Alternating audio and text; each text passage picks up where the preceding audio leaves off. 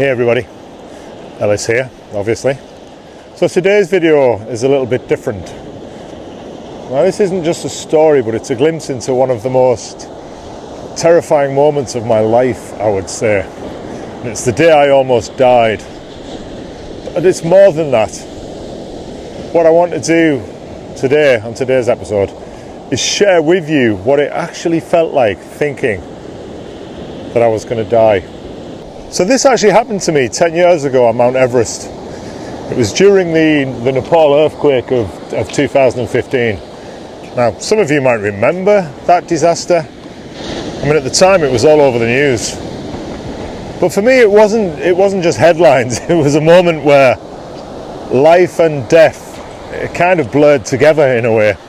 Now, I was in the Khumbu Icefall, which is a section of Everest that's notorious for its unpredictability, its towering ice seracs, massive crevasses and quite literally ice blocks that were the size of houses that can collapse without warning at any time.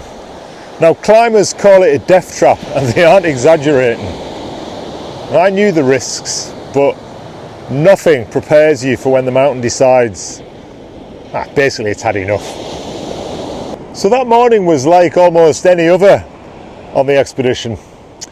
We were making our way slowly through this labyrinth of ice, focusing on literally each step. Now, if you've ever climbed, you kind of know the drill. It's quite methodical and deliberate, and you're trying to ignore that nagging awareness that the ice beneath you could split open at any second. But then it happened, like a deep, low rumble. It was like the earth was kind of groaning beneath your feet. Now, at first, it didn't really register what was happening. There's always noise up in the icefall anyway, the shifting ice, the wind. But this was different. It was quite literally everywhere. It surrounded me, and the ground beneath my very boots began to shake quite violently. Now, I've completely and utterly froze, instinctively gripping hold of the rope that I was clipped into. Now, time literally became distorted, seconds stretched out, and my mind was fast trying to process what was happening. The ice beneath me shuddered, and I looked up to see the mountain above, quite literally shedding massive blocks of ice, plummeting down like artillery fire. There was nowhere to go and nowhere to hide. I remember thinking, this is it. This is how it ends. Not with a dramatic fall off the mountain or some heroic last stand, but buried, smothered by the weight of a world that I had willingly climbed into. So my heart was hammering so loudly that I could hear it in my ears, thumping like an alarm that I just couldn't shut off. And the only sensation that I really truly felt in my mind at that time was one of an incredible amount of guilt. Guilt at what I'd done, guilt that I'd put myself in this position, that I was about to leave my wife and my two young daughters without a husband and a father. That guilt just wouldn't leave me.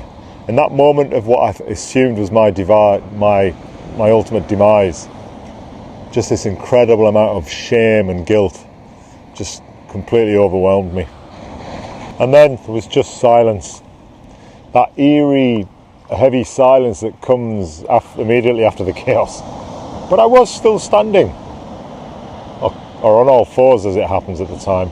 But the ground had stopped shaking, the mountain had spoken, and for some reason, it had spared me. I was still there, still alive.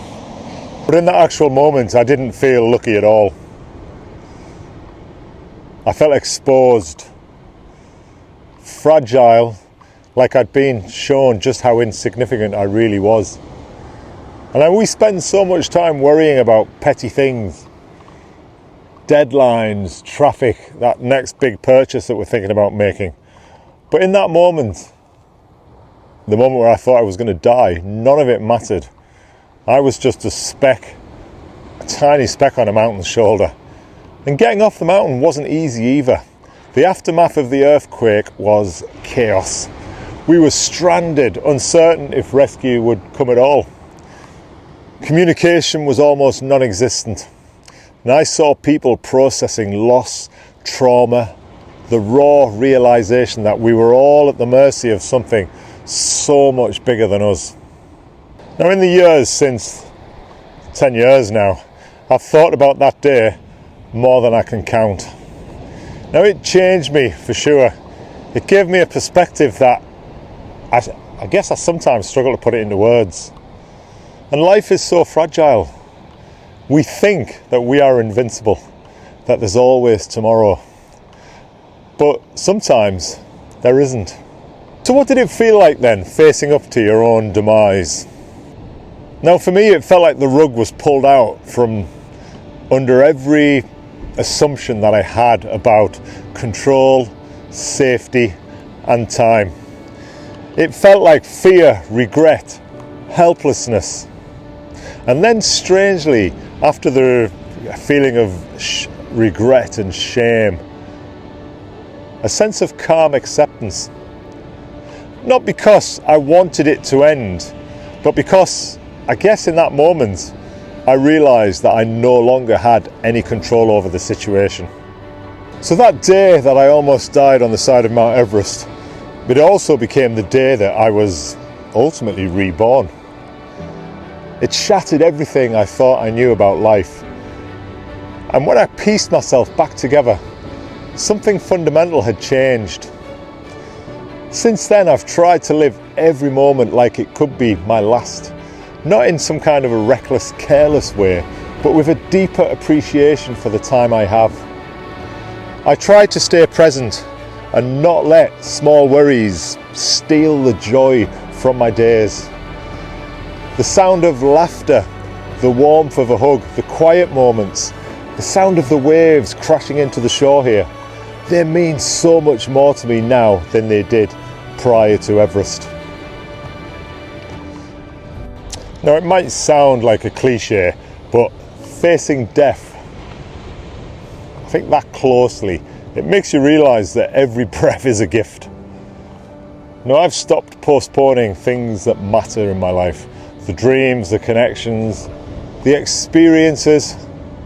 I've definitely become more intentional and more aware of how fleeting all of this really is.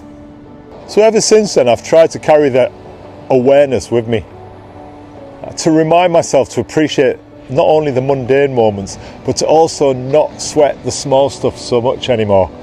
Because honestly, you never know when your world might literally come crashing down on top of you. So thanks for listening to my story today. If it meant anything to you, or if you've faced a life or death moment yourself, I'd like to hear about it in the comments. Stay safe out there, people, and as always, take care of yourselves. Until next time, this is Ellis signing off, saying keep wondering, keep wandering, and I'll see you on my next video. Oh my god. Yeah, look at the ground is shaking. What about the ground opens up? Oh! Go on, Benson, hurry! Fuck! Fuck! Fuck!